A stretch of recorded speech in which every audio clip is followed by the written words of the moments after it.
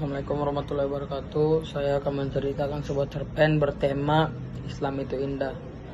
Inilah ceritaku, cerita yang tak pernah ada habisnya, mengapaki jejak kehidupan yang aku tak tahu kemana aku akan melangkah selanjutnya.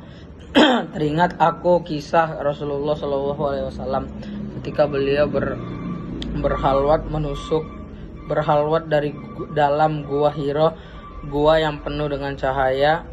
Malaikat Jibril turun dengan kilatan cahaya yang menusuk, kemudian langsung berkata pada beliau, "Iqra", perintah yang begitu mempunyai makna. Kemudian dilanjutkan dengan Bismi rabbikal ladzi khalaq, perintah untuk membaca jagat raya dengan menyebut nama Sang Maha Pencipta. Aku termenung sejenak dengan teh hangat di atas meja beralaskan taplak warna hijau yang menjadi warna favoritku. Maka aku ambil sebuah buku dan membaca buku tentang perjalanan dakwah Rasulullah yang telah melewati berbagai halangan kaum kafir, dilempari, dihina, bahkan sampai difitnah. Namun beliau tetap tegar melewati segala tantangan yang berdiri di depannya, hancur seketika. Kata-katanya yang bagaikan sebuah lantunan yang dapat membuat orang luluh. Kesabarannya yang tak pernah dapat disamakan dengan manusia lain membuat orang-orang terkabung.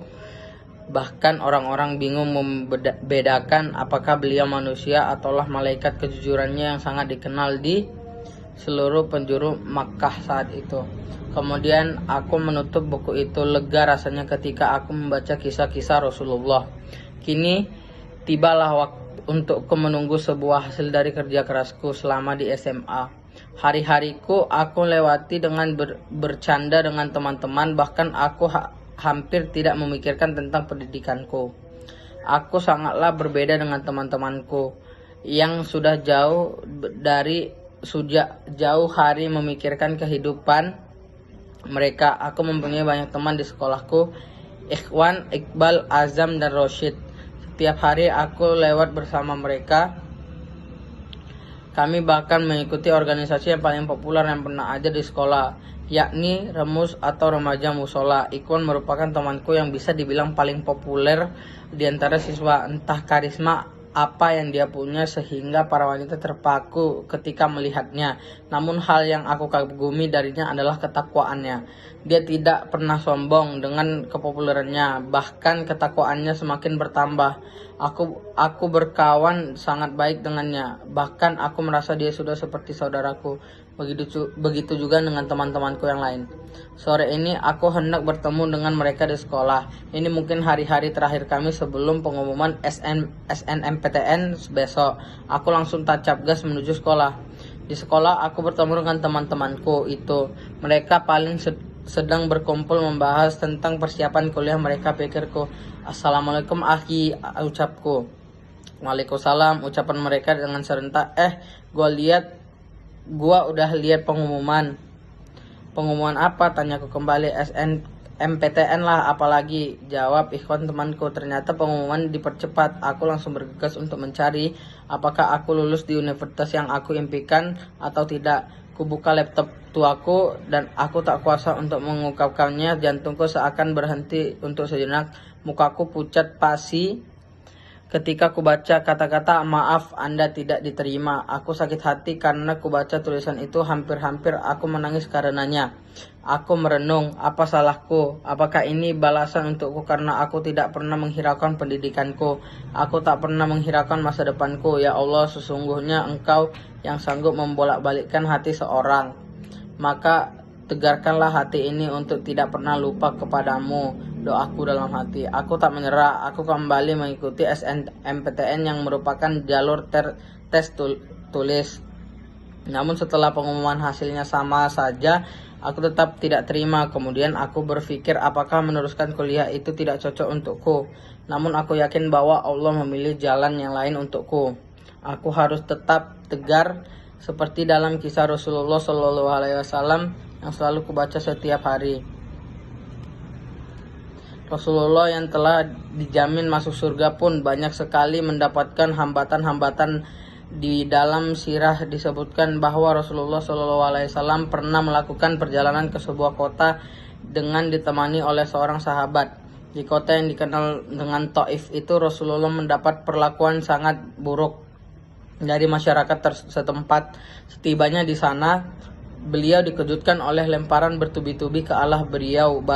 Batu-batu sebesar biji kurma datang menghampiri beliau dan mendarat di bagian tubuh beliau. Beruntung ada seorang sahabat yang melindungi beliau saat itu. Namun beliau Shallallahu Alaihi Wasallam tetap tegar dan mampu menghadapi tantangan itu. Pribadi yang sungguh luar biasa. Aku tak ingin menyerah begitu saja. Kuputuskan untuk mengikuti tes SNMPTN. Aku takkan menyiakan kesempatan ini. Setelah mendaftar dan menunggu berhari-hari sampai dengan tes, aku sangat optimis dapat menjawab tes SBMPTN ini. Ketika semua orang masuk, aku pun masuk dan langsung mendapati tempat duduk yang telah ditempelkan nomor ujian. Aku siap menjawab tes. Namun kondisi tak sesuai dengan pikiran optimisku. Ketika menjawab ujian, aku merasa mataku mulai berat. Kelopak mataku semakin ditindih oleh besi. Semakin membuatnya berat dan rasa kantuk pun datang. Padahal masih banyak soal yang harus kujawab. Kalau begini gimana bisa lulus? Pengumuman pun tiba. Aku merasa deg-degan untuk kedua kalinya. Inilah saatnya aku membuka portal SBMPTN. Kubuka dengan rasa berat, tanganku seolah ada yang menindih sehingga bergerak dengan sangat lambat. Klik, ternyata peristiwa itu terulang kedua kalinya. Kekecewaanku terulang kembali, kata-kata yang pernah aku baca muncul kembali di hadapanku. Penolakan untuk kedua kalinya, rasa gundah mulai menyerang. Haruskah aku tidak melanjutkan? Pikiran jelek ini mulai menghantuiku. Tidak apa sobat, kadang hidup itu tidak semudah kelihatannya. Seorang menegur dari belakang yang ternyata adalah sahabatku Ikhwan.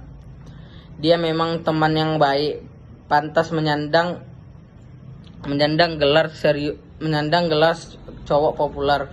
Kadang aku belajar darinya, dia sama sekali tak terlalu memikirkan tekadnya seseriusku. Ya Allah, ya begitulah nasib, ujarku dengan kekecewaan yang mendalam. Memang ini takdir, tapi aku percaya Allah akan memilihkan yang terbaik untukku. Hanya saja belum bisa menerima rahasianya. Terkadang kita merasa sangat kecewa dengan nasib kita, namun kita banyak tidak mengetahui kalau Allah sedang merahasiakan hal yang terbaik untuk kita. Tetaplah bersyukur kepada Allah apapun yang menimpamu, apapun kondisimu sekarang, karena Allah mengetahui kebutuhan makhluk ciptaannya. Sekian, assalamualaikum warahmatullahi wabarakatuh.